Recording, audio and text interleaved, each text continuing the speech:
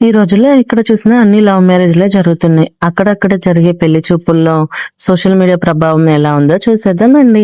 అమ్మాయిని అబ్బాయిని కూర్చోపెట్టి అమ్మాయి తరపు వాళ్ళు అబ్బాయి తరపు వాళ్ళు ఇలా మాట్లాడుకుంటున్నారు. అమ్మాయి తరపు వారు మా అమ్మాయి బంగారం సీత అని చెప్పారు. అలాగే అబ్బాయి తరపు వారు కూడా మా అబ్బాయి కూడా వైకుంఠవాసుడు రాము అని చెప్పారు.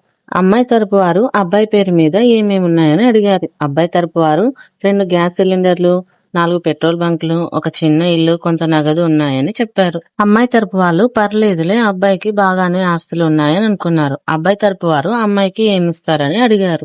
అమ్మాయి తరపు వారు అమ్మాయి పేరు మీద 10 తులాల బంగారం, 20 తులాల వెండి, 4 ఎకరాల భూమి, ఒక స్కూటీ ఇస్తామని అన్నారు. దానికి అబ్బాయి తరపు వారు అమ్మో స్కూటీనా వద్దులే. అమ్మాయి తరపున అందరూ పెద్దగా నవ్వారు. అబ్బాయి తరపున అమ్మాయికి ఇంట్లో పనులు చేయడం వచ్చా అని అడిగారు. అమ్మాయి తరపు వారు ఇంట్లో పనులు కొంచెం వచ్చు, వంట యూట్యూబ్ లో చూసి చేస్తుంది అన్నారు. అబ్బాయి తరపున వాళ్ళు బిత్తరపోయి సరిపోయింది, ఖాళీ టైంలో ఏం చేస్తుంది అన్నారు. అమ్మాయి తరపు వాళ్ళు యూట్యూబ్ లో, ఇన్స్టాగ్రామ్ లో వీడియోలు చేస్తుంటుంది అన్నారు. అబ్బాయి తరపున పెళ్ళయ్యాక అవన్నీ మానేయాలి, ఇంట్లో పనులు చేసుకుంటూ ఇంట్లోనే ఉండాలన్నారు. అమ్మాయి తరపున పెళ్లి కూతురు అలా అయితే మీకు కావలసింది కోడలు కాదు పని మనిషి అన్నది.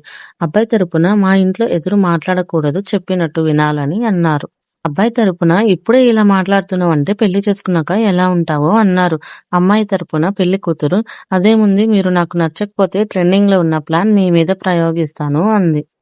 ఆ మాటకి అబ్బాయి తరపు వాళ్ళు అమ్మో ఇలాంటి పిల్ల మాకు వద్దు దేవుడా అంటూ వెళ్ళిపోయారు. అమ్మాయి తరపున ఎందుకే ఇలా చేశావు, మంచి సంబంధం అంటూ అమ్మాయిని అన్నారు. దానికి సమాధానంగా పెళ్లి కూతురు వాళ్ళు నన్ను నా కలల్ని అర్థం చేసుకోవాలి అనుకోవడం లేదు, నాకు ఒక జీవిత లక్ష్యం ఉంది, అది అర్థం చేసుకునే వారు వస్తే తప్పకుండా చేసుకుంటాను అని చెప్పింది. ఈ రోజుల్లో పెళ్లి అనే ఒక బంధం కోసం ఆడపిల్ల కలల్ని, జీవిత లక్ష్యాన్ని త్యాగం చేయాల్సి వస్తుంది.